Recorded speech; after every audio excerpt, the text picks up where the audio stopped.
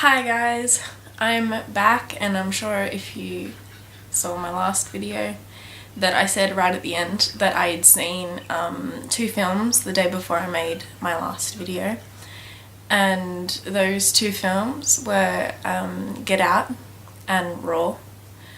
And oh my god, these films were just so good, and I really want to talk about them. I recorded my afterthoughts straight after watching the two films, because I woke up actually really early to go watch them, because I live so like far away from the city and they were showing in the city, so I had to wake up at like 8 to go see them, and because the first one was showing at 10:30 and then the second one was showing at like 12:30 or 1:30 or something like that. These are both for the directors Jordan Peele and Julia Ducournau. Probably butchered that name, I'm sorry. But these two films, they're their first feature films, like their first films. And it's just amazing how that happens. Like, you know, you're not really aware of a director and then they come out with this amazing film. And that also sort of happened for Moonlight for me as well. I didn't know the director before he made Moonlight, and then he made Moonlight. Oh my god. And that's amazing too. But yeah, I have my my tickets there. I'm sure you saw them in my last video, because I shot in my last video over there. But the lighting is shocking over there, so I'm not filming it there. But basically, yeah, I wanted to review these films. I watched them, you know, it's been like 2 weeks since I watched them. So I did see Get Out twice. I saw Get Out at the cinemas first, and then I watched it at home. And then I only saw Raw once at the cinemas, and then I wasn't able to watch it again. And so I've been trying to remember what happened, so I'm really glad I recorded afterthoughts so I could remember what happened. But yeah, these films were both really good. And obviously, you know, for people who are like, oh, I don't want spoilers, you know, piss off. You know, if you don't want spoilers, literally, no, I actually like demand that you go to the cinemas right now. Don't even finish watching this video. Don't like pause, shut off, unsubscribe, don't care. Literally stop watching and go to the cinemas, watch Get Out and watch Raw, both of them, and then come back and we can discuss it. Because honestly, if you watch this or any other review or analysis of these films without watching the film, like, you just have to go into the film blind. Like, you just have to. So please shut up if you haven't watched these two films, because I'm really going to go into them in depth. Like, I'm going to explain them, but it's going to be spoilery, because, you know, I'm not going to hold back with that. But yeah, if you don't want to be spoiled, please go watch the films. Don't just shut off and don't do anything. Go watch the films and then come back and we can discuss the really good parts. If there's too many white people, I get nervous. No.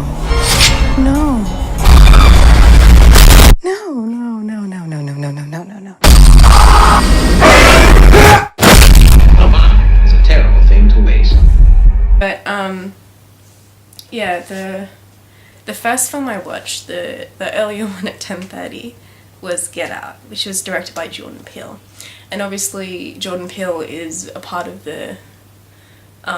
Key and Peele, which is, they do comedy sketches, and people were quite surprised that he directed this, you know, big horror film,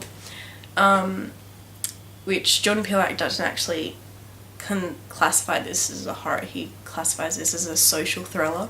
For me, the social thriller is the thriller in which the fears and the horrors and the thrills are coming from society. They're coming from the way humans interact. But if you watch some of the Key and Peele sketches, some of them are quite dark, and you know, you kind of detect who wrote those, because there's one about puppies and how they talk about like abusing a dog, and then, you know, it cuts back to like this field full of like basically graves of dead dogs. And another Key and Peele sketch was zombies who are like racist, and zombies who don't eat the brains of black people. So yeah, so some comedy sketches from Key and Peele were quite dark, so it wasn't quite a stretch to see Jordan Peele direct Get Out. But Get Out is such a good film. It's a film about a black man called Chris who has a white girlfriend called Rose, and he's basically going to her parents' house for the weekend to meet the parents, and they're gonna have like a party with their friends or whatever, and basically they go, and yeah, a lot of shit goes down. Like, compared to other horror films, this was so far superior to other horror films. It like really was, like, obviously some, like, being horror, it had to have you know, jump scares and stuff like that, and some jump scares were predictable, but the meaning behind some of them were really good. And, you know, you'd think, you know, why did Jordan Peele put that jump scare in there? What's the point of that? And like there is like meaning to each and everything that he puts in the film, and there's meaning to every line in the script, and he does explain that.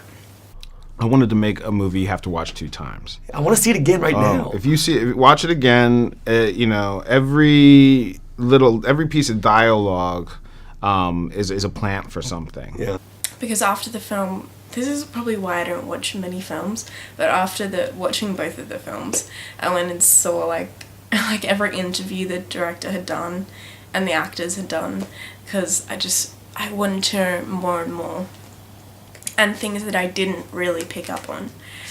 And so yeah, I took notes on my afterthoughts, so I'll probably start with them. Sorry, I did it for Get Out. And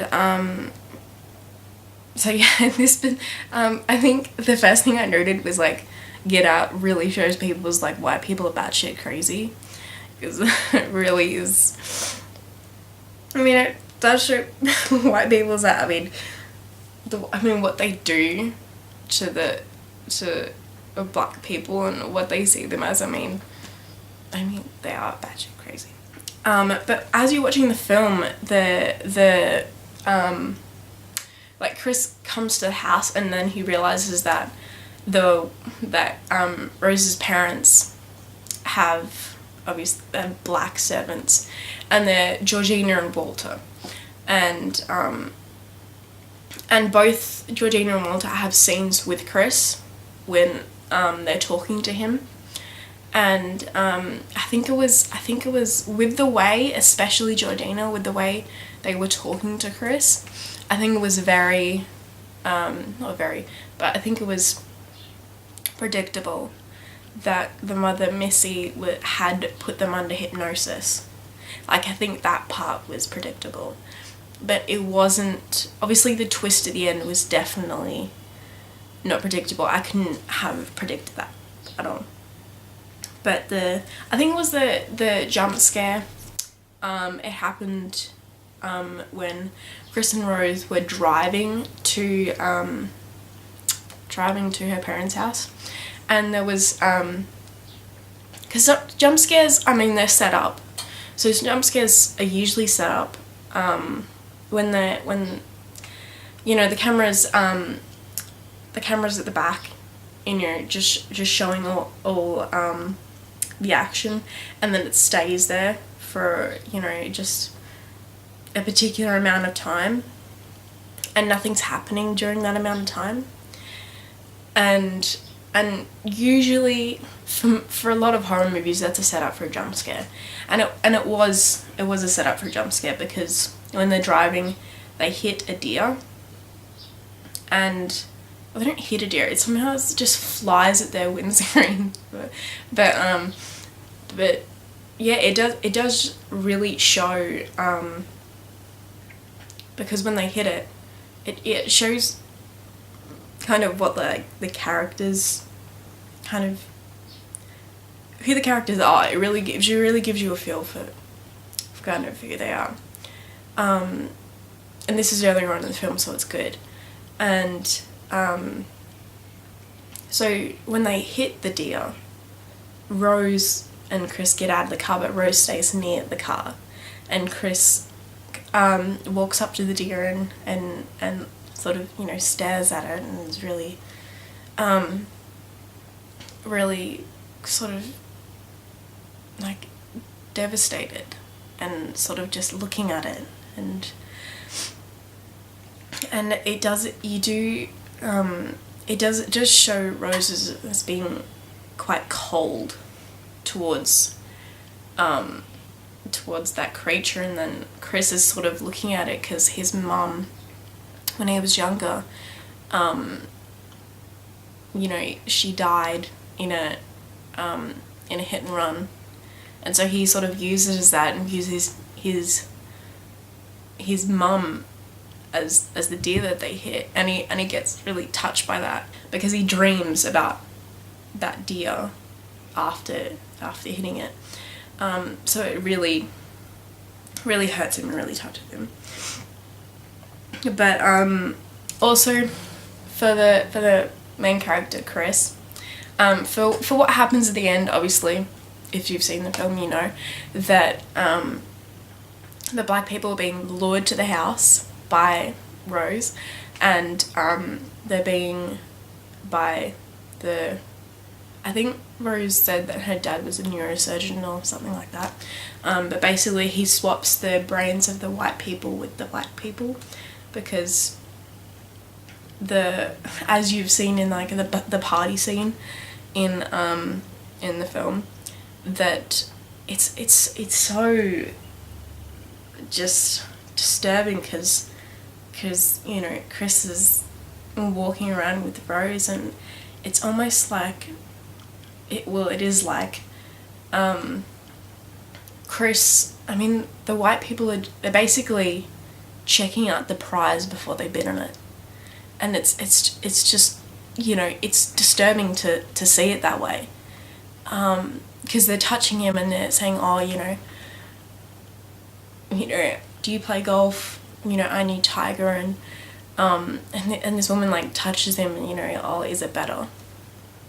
And it's really disturbing to see it in that line. That's, you know, obviously immediately followed by the scene where it looks like they're playing bingo, but it's like they're bidding on him, and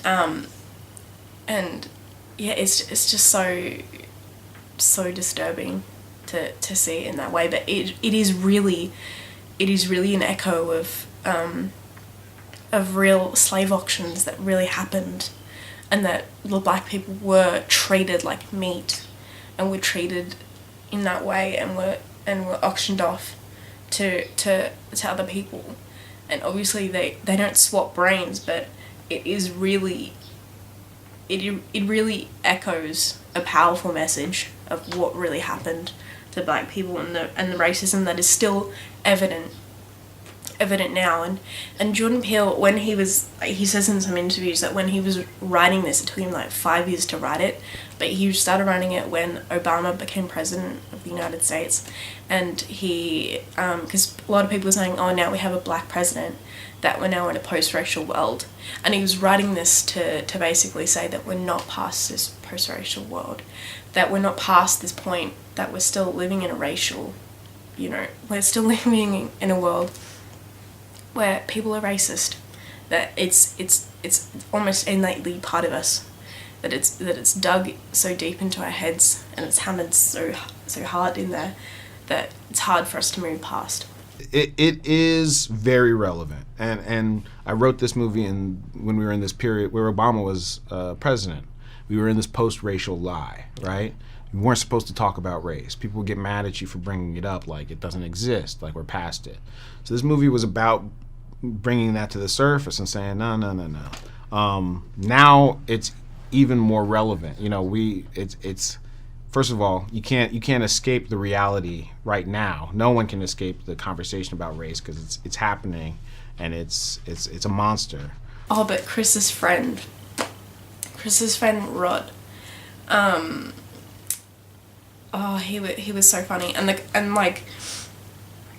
I think this film is so good because it has those scary elements, but it's also so good because it has that comic relief, because Rod is Chris's friend who's basically the whole time saying to Chris exactly what the audience would say. Like when Jordan Peele, he was talking about the film, he was saying he wanted Rod to be that character that would say what the audience would say. Like how Rel is, right? Little Rel plays Rod, and he's the friend who's calling in, checking in with Chris, and he kind of represents like the movie, the audience's point of view, which is no, bitch, get out the no. What you doing? What you still doing there? Why are you still there?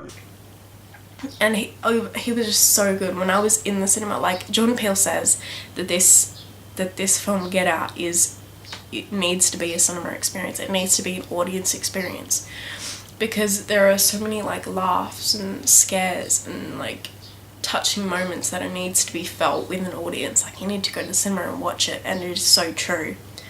And Rod did really give that comic relief that I think was really needed, and it didn't make the film. It really made the film better, and I think he really achieved that.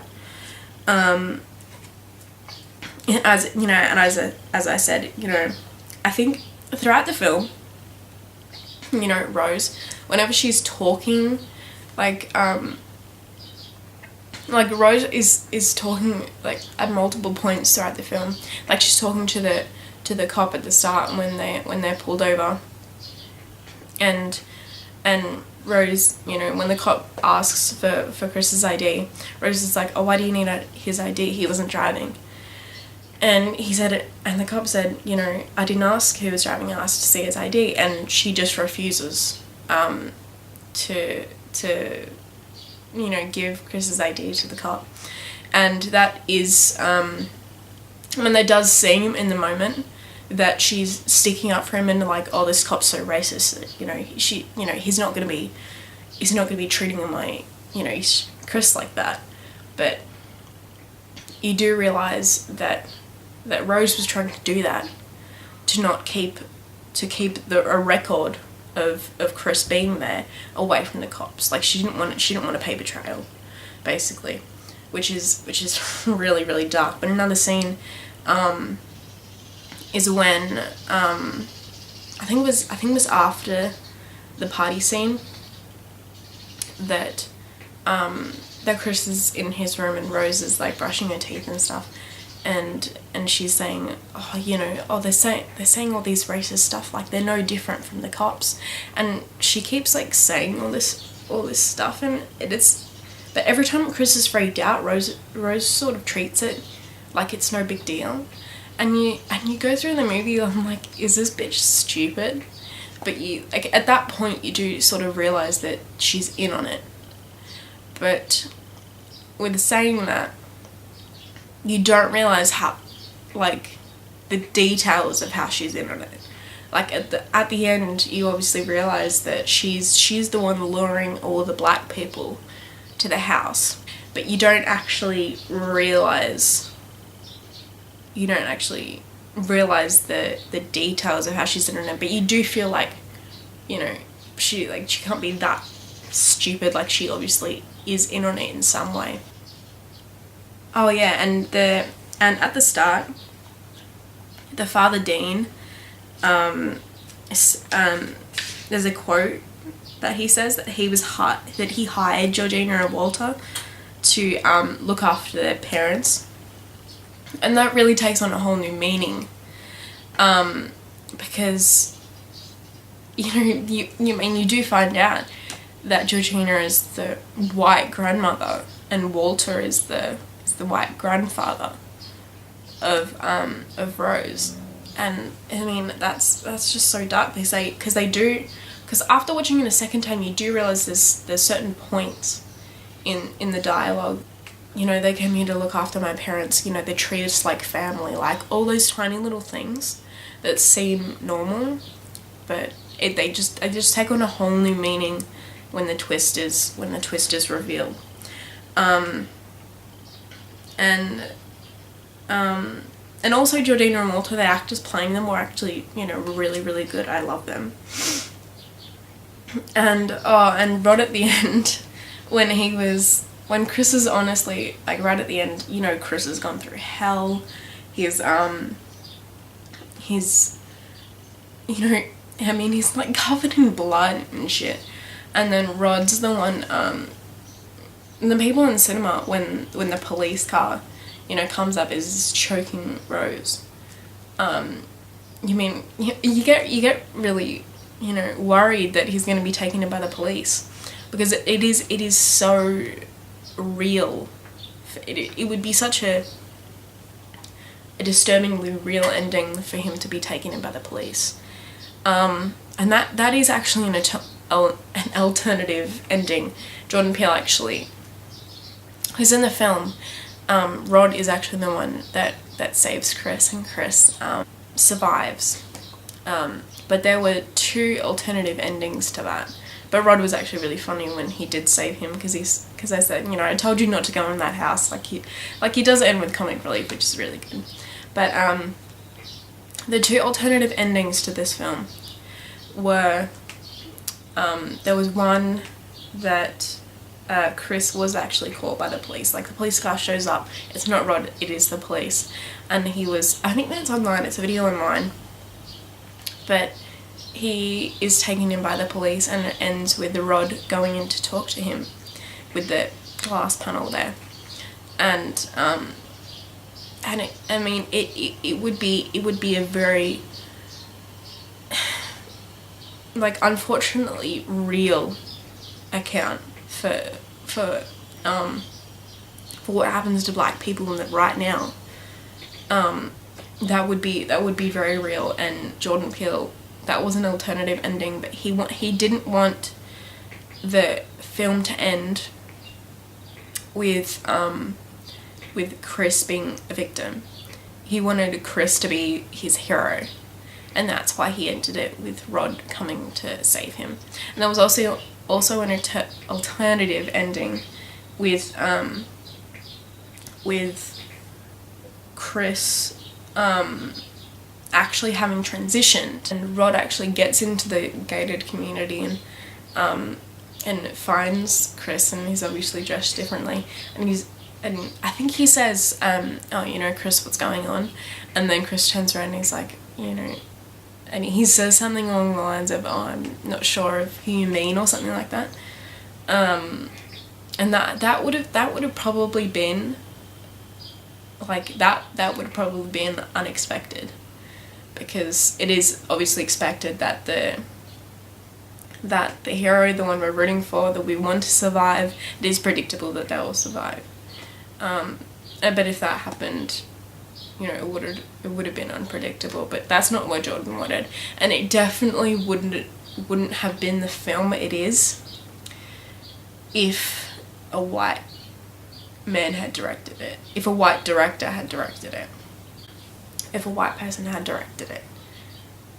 Because I mean Jordan Peele, he made this film, you know, based off his experiences as a black person, as a black man, and I think that's so important, because and I'm definitely not saying this just out of the blue. Like if you find the interview where Jordan Peele says this, he does actually say this, but he made this film with certain points, like with the white people saying, oh, you know, I would have voted for Obama for a 3rd term, and I would have oh, you know, I Know Tiger and stuff like that.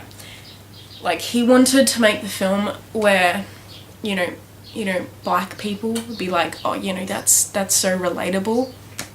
But he wanted the entire audience to be in Chris' position, to see things the way Chris sees them, and to essentially for all of us to be that black person. I mean, sometimes I would say to Daniel, who plays Chris, I'd be like, so this is, you know, this part, you know, your quote unquote blackness sort of needs to come to the surface a little more. Just give me that thing where a black audience member will go like, thank you, thank you. All right, there he is. He's black, you know. That at the same time. And he knew exactly what that meant, of course. Yep, got it, yeah. At the same time, you know, I very much did not want to make a movie just for black people. I wanted to make this an experience where everybody's Chris when you're in the movie. So everybody's black. If you're a white person in the audience, you're experiencing a piece of the black experience.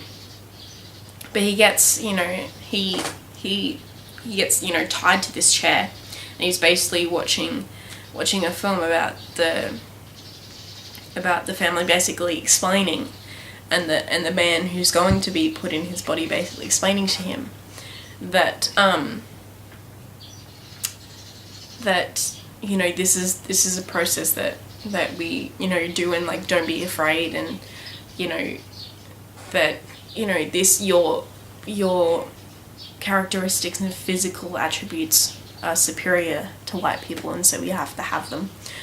And so that's basically what happens. But when he's sitting in that chair, there's certain points where the night his mother died, he was scratching the ends of his bed, and when he was being hypnotized and basically by Missy put in the sunken place, which how that was done was amazing, by the way. But when he's being put there, he scratches the end of his chair. But when he's actually being captured and tied into the chair, you see him actually scratching the chair, and the way he's hypnotized is by the teacup. And when he's watching the TV, the teacup comes on, so he is hypnotized and isn't able to consciously be awake. And when he's scratching the chair, he finds cotton in the chair, and he picks the cotton to put it into his ear so he can't hear the teacup.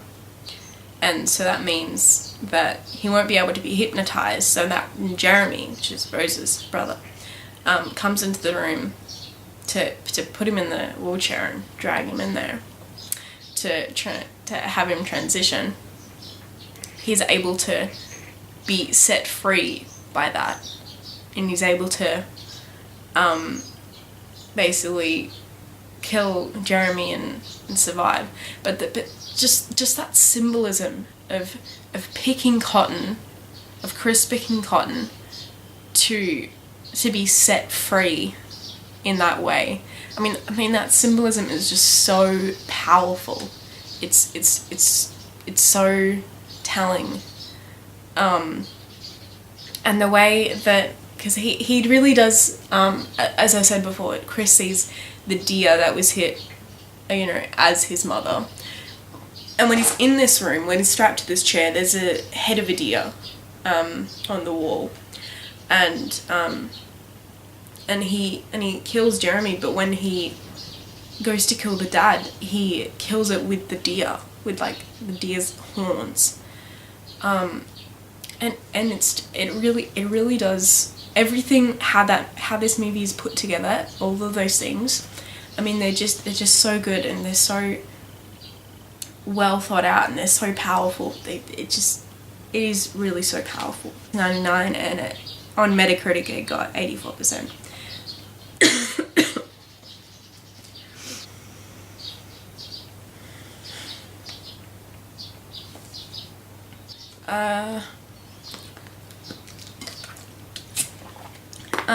And and I think it really needed to be made. Like, Jordan Peele himself admitted that he didn't think it was gonna be made, because he thought it was gonna be too controversial, and it just wasn't gonna be able to be made.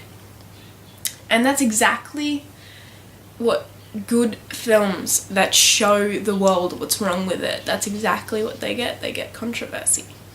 And that's exactly what the second film I watched got, because it got a lot of controversy as well.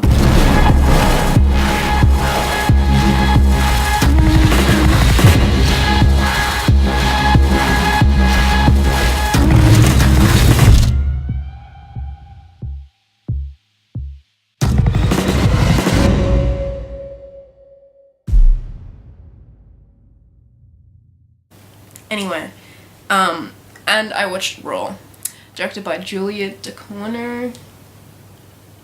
I can't pronounce for shit, but basically, yeah, it's a French film. It's about a young girl called Justine, and she has been a vegetarian her whole life. Her whole family's vegetarian, and she's basically old enough to now go to veterinarian school, and her sister is there as well, and basically it's about her journey there, and it's really like a coming of age story. Like, Julia explains it as because Julia really admits that she's a really big horror buff, and so she would know that the film that she made is not a horror. So she basically explains this film as, she explains it as a comedy, as a drama, and as a body horror. Because it really is more body horror than horror. She finds out she has a taste for meat from trying it for the first time, and then that escalates to trying like human flesh, basically. But it's very, very powerful, because Julia says in a lot of interviews that she wanted, like, this is about cannibalism, but she said that in a lot of scripts and in a lot of other films that cannibals are referred to as they, and she didn't want her film to be like this. She wanted to make a humanizing experience, a humanizing story of cannibalism.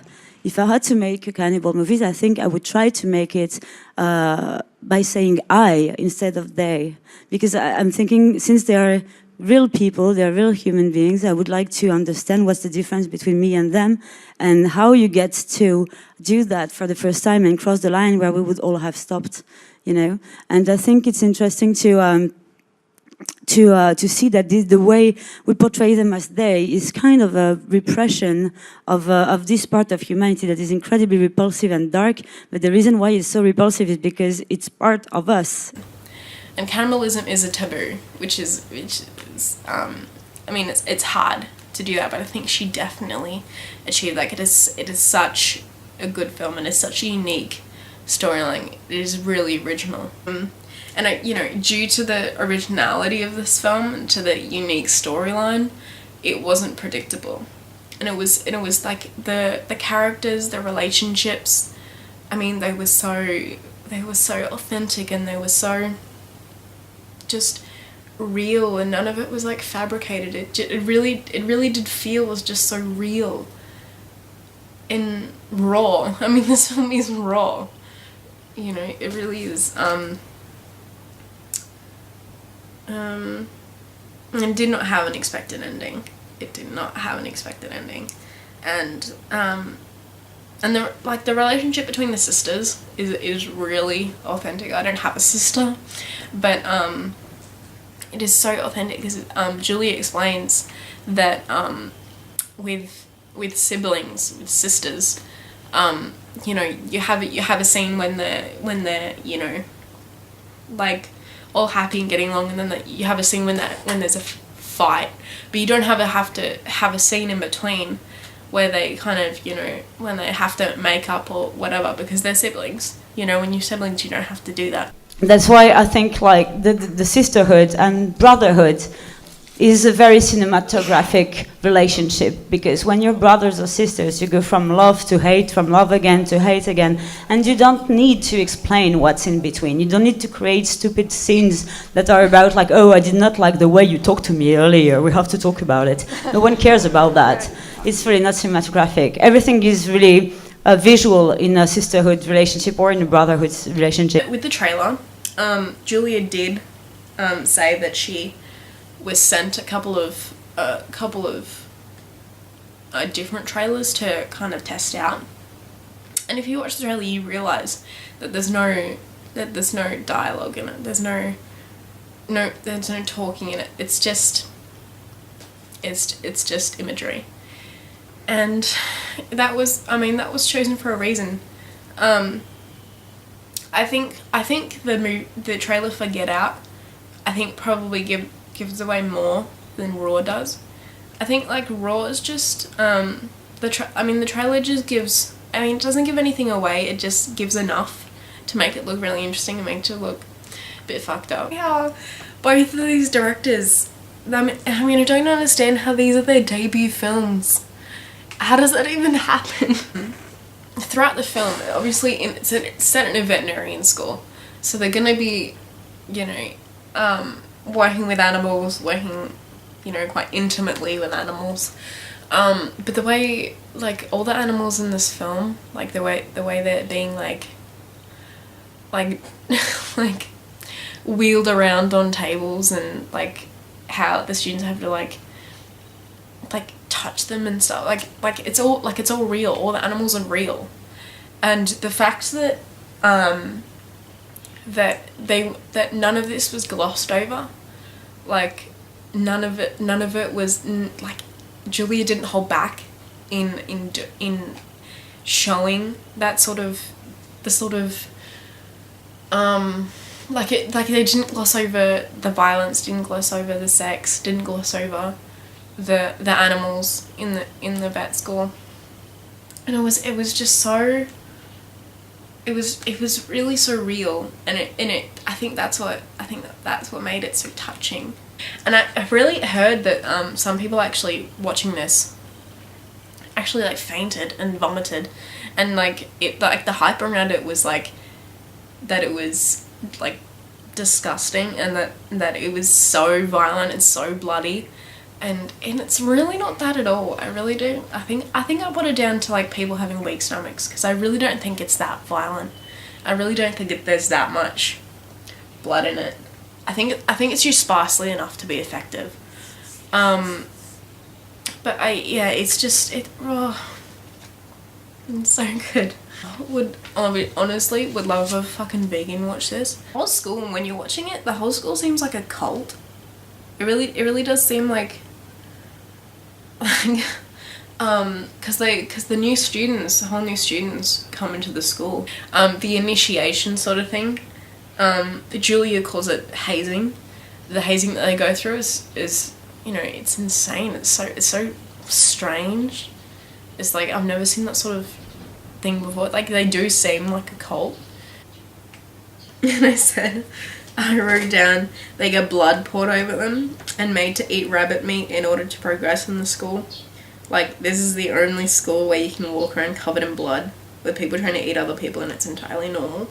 With the people trying to eat other people, I did write this straight after seeing the movie, and I think that's kind of ignorant. Because the cannibalism in this film, I mean, the cannibal gene is hereditary in this film. So it's not the whole school doing it. It's I don't think that's an ignorant view that I had. But after watching the film, at the end, you do realise that it's a hereditary gene passed down on the mother's side.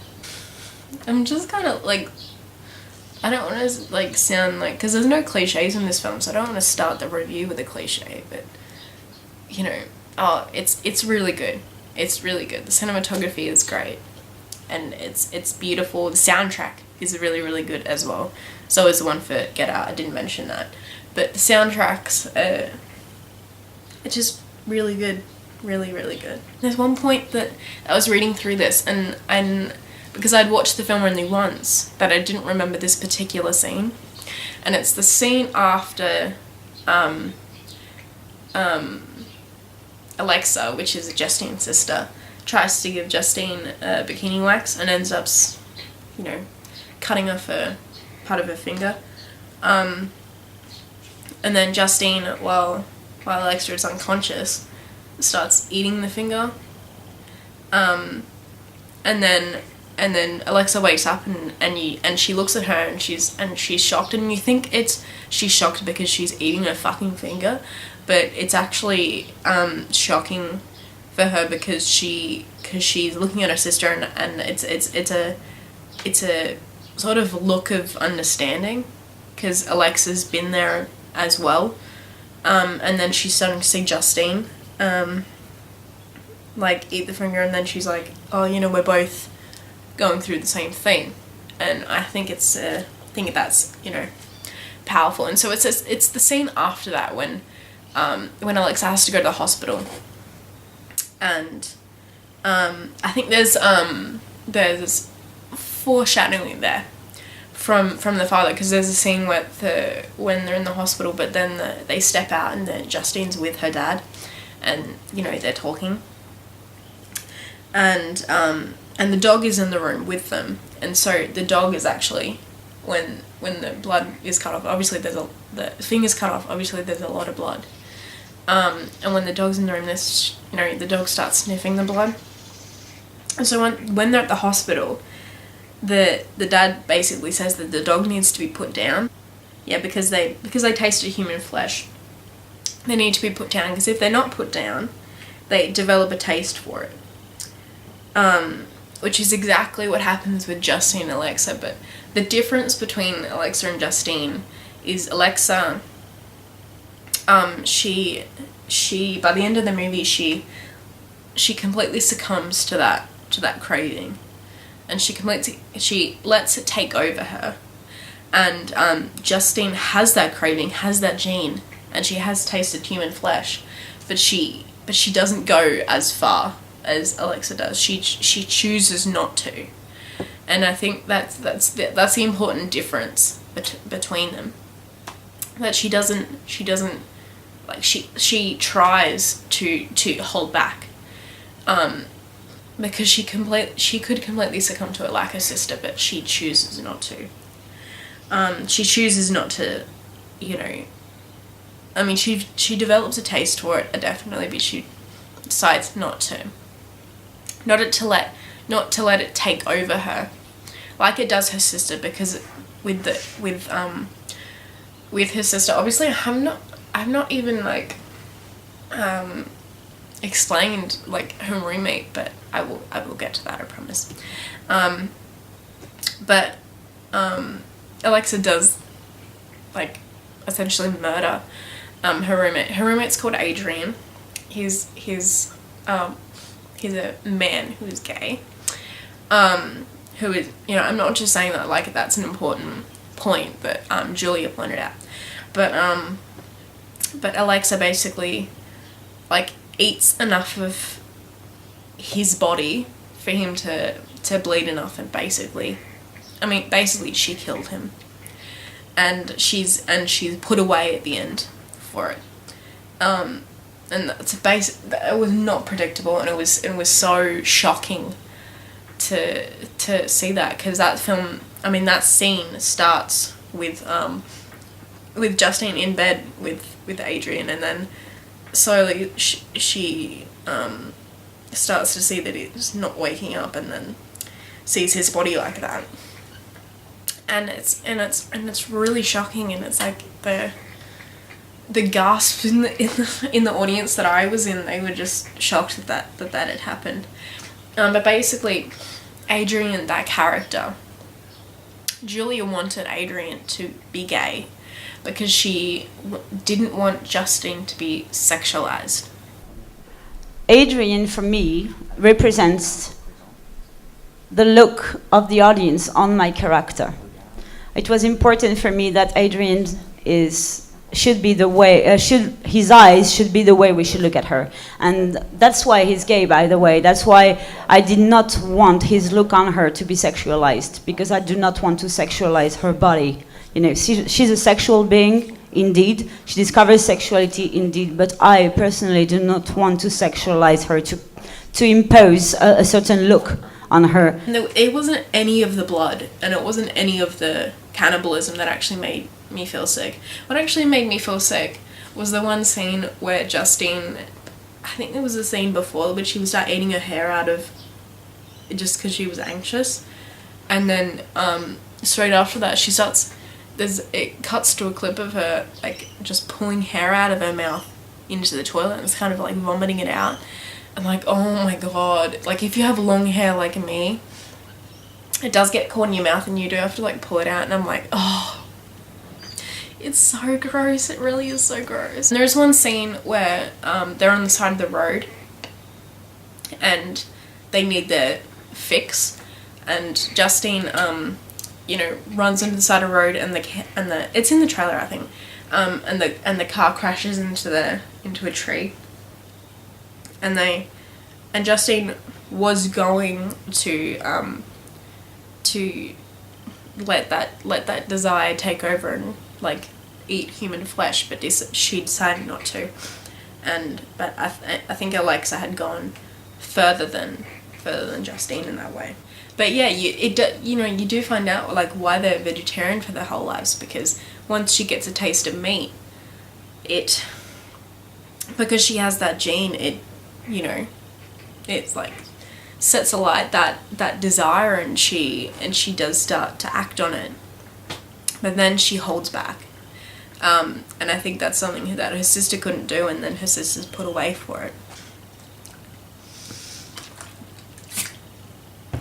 I mean, Justine does go through like this metamorphosis of once she eats meat, she has like this rash, and I think that was the hair pulling and the rash part that really made me feel sick, because those parts were like quite intense.